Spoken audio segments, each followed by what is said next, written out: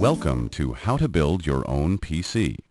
This course has been designed to give you all the information and instruction you need to successfully build your own PC. By building it yourself, you will not only have a great new understanding of how computers work, but you will also easily save hundreds of dollars on the cost of your new computer. First, I will introduce you to the parts that make up your computer. Then we will build our own computer, step by step, and you will learn all about the parts, their locations, and how they connect to each other. The way we will build our computer is a general procedure and can easily be adapted to virtually any configuration. Now let's begin. This is the most important part of the computer system, the motherboard. It supplies all of the electrical connections among various components of the computer. It is very important that you don't unwrap any of the parts before you learn about the danger of static electricity. I will explain more about its connectors in the chapter Installation of the Motherboard. This is the fan and heat sink. We will connect it to the CPU and install both as a complete unit onto the motherboard. And this is the CPU, or processor. It is the actual brain of a computer and is responsible for processing instructions and carrying out users' commands. If your CPU doesn't look like this, don't worry.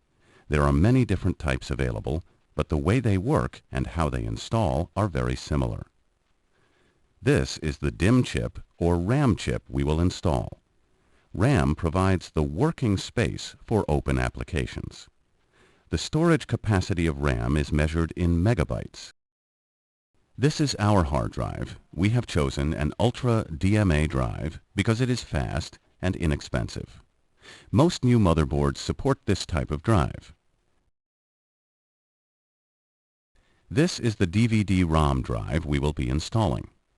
DVD, or digital video disc drives, play not only DVDs, but also audio compact discs, CDs, and CD-ROMs. This is the floppy drive. It reads and writes information on removable diskettes that hold about 1.4 megabytes of data. This is the video card, or graphics adapter.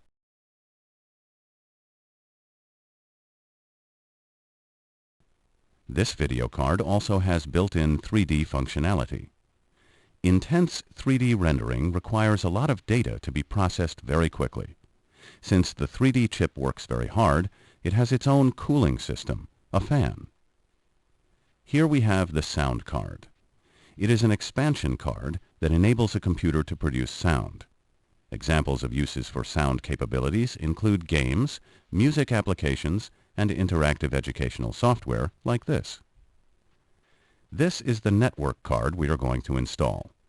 We are installing a network card instead of a modem because we want to use the system in a network environment. A keyboard and mouse are two of the most inexpensive components attached to any computer system. We will use the PS2 style connectors for both components. And we are going to use standard speakers with a 1/8 inch mini jack connector. The monitor can be the most expensive single component of a PC system. It is great to have a nice and sharp monitor, but it's the graphics adapter that controls the resolution of the image and number of colors that can be displayed. If you try hooking up your 6- or 7-year-old monitor on your new graphics card, it may not work. Monitors have gotten cheaper, so it is a good idea to get the biggest size you can afford. Now that we have introduced you to the components we are going to use, check the list of your PC parts to ensure you have enough components to assemble a working PC.